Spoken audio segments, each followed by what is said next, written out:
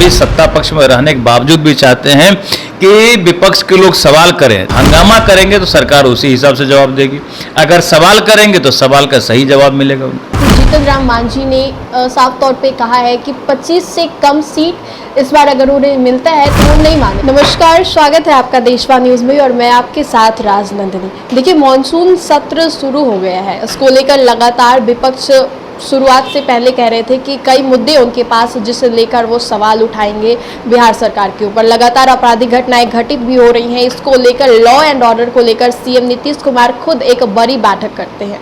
इस पूरे मुद्दे पे हम सीधी बातचीत करेंगे बिहार सरकार में मंत्री नीरज कुमार बबलू जी से। सर, क्या कुछ कहना चाहेंगे, किन मुद्दों को आप लोग उठाने वाले, किन मुद्दों पर बातें होंगी?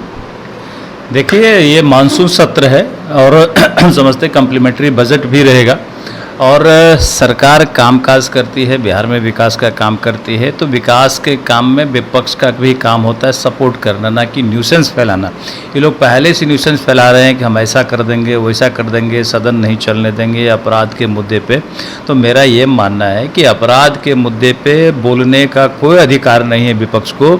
जो पार्टी, जो व्यक्ति खुद अपराध में आकंठ डूबा हुआ हो, उसे अपराध पर बोलने का कोई अधिकार नहीं है, क्योंकि जब जब वो सत्ता में आते हैं तब अपराध का ग्राफ बढ़ते रहता है। आप 90 का दशक याद करिए, लोगों के रोंगटे खड़े हो जाते हैं। लोग अब नहीं चाहते हैं कि वो दिन आए, ना ही चाहते हैं कि महागठबंधन की सरकार बने, क्योंकि 90 के दशक में वही हाल था। फिर बीच में जब वो सरकार में आए, सत्ता में आए, फिर अपराध का ग्राफ बढ़ गया। कोई ऐसा दिन नहीं होता था जिस दिन हत्या, लूट, बलात्कार नहीं होता था। गैंग रेप तब हुआ, दलित बच्चियों के साथ गैंग रेप तब हुआ।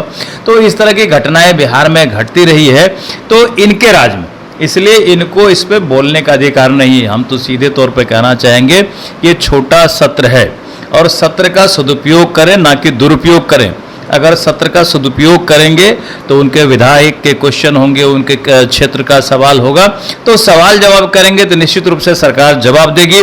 जहां सरकार जवाब देने में अक्षम होगी वहां सरकार फंसेगी। तो सरकार प्रयास करेगी कि भाई हम काम करें, विकास का काम करें। हम चाहते हैं, हम भी सत्ता पक्ष में रहने के बावजूद भी चाहते हैं कि विपक्ष के लोग सवाल करें, ताकि हम लोग जवाब दे पाएं, जहां गड़बड़ी है उसको ठीक कर पाएं। ये सदुपयोग करना है। अगर सदुपयोग नहीं करेंगे, दुरुपयोग करेंगे, तो जनता देख रही है। आने वाले समय में जनता बताएगी कि भाई आप सदन का भी दुरुपयोग किया, आपको समय मिला, सदन में भेजे, लेकिन हो हंगामा में अपने समय निकाला। इन तमाम चीज़ों पर सरकार जवाब देने तैयार है कि अगर सवाल करेंगे तो निश्चित रूप से सही जवाब मिलेगा, हंगामा करेंगे तो फिर उसी हिसाब का जवाब मिलेगा। 26 तक ये सत्र चलेगी। विपक्ष वाले ने तो साफ तौर पे बता दिया है कि किन मुद्दों पर वो लोग सदन में आवाज उठाएंगे। आप लोग किन मुद्दों पर विचार विमर्श करेंगे? ये मैंने बताया कि सरकार का काम होता है विकास का काम।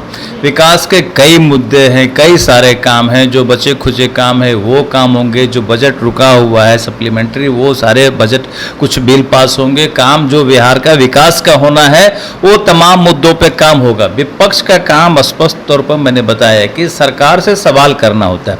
आपको क्या गड़बड़ी लगती है, कहाँ कमी लगती है, उसको सवाल करें और जो भी सवाल आएगा सरकार उसे मुस्तैदी से जवाब देगी। हम लोग जितना भी क्वेश्चन आया है सबका जवाब बना के बैठे हुए हैं, सबका जवाब देने के लिए तैयार हैं कि भाई किस क्वेश्चन का क्या जवाब है। लेकिन वो जवाब लेंगे तब तो। उनका काम है हंगामा करना, सिर्फ हंगामा खड़ा करना उनका मकसद है। और मुझे लगता है कि उनको जनता के काम से कोई मतलब नहीं है, विकास के काम से कोई मतलब नहीं है। सिर्फ और सिर्फ चेहरा चमकाना, हंगामा करना है। तो हंगामा करेंगे तो सरकार उसी हिसाब से जवाब देगी, अगर सवाल करेंगे तो सवाल का सही जवाब मिलेगा उनको। 23 को बजट सत्र भी आने वाला है पहली दफा इस बार। क्या लगता है बिहार को क्या मिलने वाला है, क्योंकि विशेष राज्य का दर्जा का लगातार मांग होते आ रहा है? देखिए, विशेष राज्य के दर्जा का क्राइटेरिया होता है। जो राज्य विशेष राज्य के दर्जे का क्राइटेरिया फुलफिल करता है उसे विशेष राज्य का दर्जा मिलता है। मुझे जो जानकारी है कि जो क्राइटेरिया है विशेष राज्य का दर्जा का, वो हमारा बिहार उसमें नहीं आता है। तो अब रहा बिहार में विकास का काम, तो बिहार में विकास के काम के लिए जितनी भी फंड की आवश्यकता होगी, माननीय प्रधानमंत्री जी कह चुके हैं कि बिहार पर विशेष उनका ध्यान है, बिहार को पीछे नहीं रहने दिया जाएगा। पहले भी बिहार को विशेष पैकेज दिए हैं और आगे भी उम्मीद है कि बिहार को विशेष पैकेज मिलेगा। ये हमें भरोसा है, विश्वास है और निश्चिंत हम लोग हैं कि बिहार का संपूर्ण विकास होगा, ताकि आने वाले चुनाव में जो 2025 में चुनाव होगा उसमें भारी बहुमत से एनडीए पुनः जीतेगी। इसका गारंटी हम लोग दे सकते जी बिल्कुल। एक सवाल होगा कि जीतन राम मांझी ने साफ तौर पे कहा है कि 25 से कम सीट इस बार अगर उन्हें मिलता है तो वो नहीं मानेंगे, मतलब कम से कम 25 सीट। अभी से इस सीटों की दावेदारी शुरू हो गई है विधानसभा चुनाव को लेकर। देखिए, पार्टियों का दावेदारी अपना काम है, दावेदारी करते रहते हैं, अच्छी बात है। गठबंधन की सरकार है, गठबंधन में सबको अधिकार है और 25 ही मांग रहे हैं। मांगना ही था तो ज़्यादा मांगते, तो 25 क्यों मांग रहे हैं? तो मुझे लगता है कि जिनका जो हक बनता है वो मिलेगा, इसमें कहीं कोई विवाद नहीं है। ये सब चलते रहता है, गठबंधन के हमारे तमाम नेता बैठेंगे और जिनका जो शेयर बनता है उनको मिलेगा। योगी आदित्यनाथ ने कांवड़ यात्रा को लेकर एक बड़ा ऐलान किया, जिसको लेकर सियासत तेज हो गई है। कहीं ना कहीं नेम प्लेट लगाने की बात कही जा रही थी, लगातार उनका विरोध हो रहा है इस मुद्दे को लेकर। नहीं, बिल्कुल अच्छा काम है, बिल्कुल हम लोग सपोर्ट करते हैं इस कदम का, क्योंकि कहीं भी कोई व्यक्ति कोई काम करता है तो उसका पहचान तो होना चाहिए। आप पत्रकारिता करती हैं तो आपका पहचान होना चाहिए ना, कि कौन आए, कहाँ से आए, कौन पत्रकार सही है कि फर्जी है, तो इसकी जानकारी तो होनी चाहिए। तो कोई व्यक्ति कोई काम करता है कहीं पे तो पहचान के साथ करना ही तो और अच्छी बात है। और यहाँ देश में यहाँ कई घुसपैठिए आते हैं, बांग्लादेशी घुसपैठिए घुस गए हैं, नेपाल से घुसपैठिए आते रहते हैं, तो इनका इसी मकसद से पहचान हो जाना जरूरी है कि कौन व्यक्ति है, कौन सा काम कर रहा है, क्या काम कर रहा है। कोई गलत नाम लेकर के गलत काम करके निकल जाएगा तो फिर उसे ढूंढना मुश्किल होगा, और अगर सही पहचान के साथ काम करेगा तो निश्चित रूप से कहीं कोई गड़बड़ी होती है तो उस व्यक्ति की पहचान की जाएगी। इसलिए ये बिल्कुल सही कदम है, ये कदम पूरे देश में लागू होना चाहिए। सबका पहचान, सबका आधार कार्ड, सबका आई कार्ड है तो उसी अनुरूप काम करें। ये सच्चे, ये अच्छी बात है, गलत नहीं है। लेकिन आपकी सरकार के भी लोग तो विरोध कर रहे हैं। कौन विरोध करते हैं, हमें उससे मतलब नहीं है।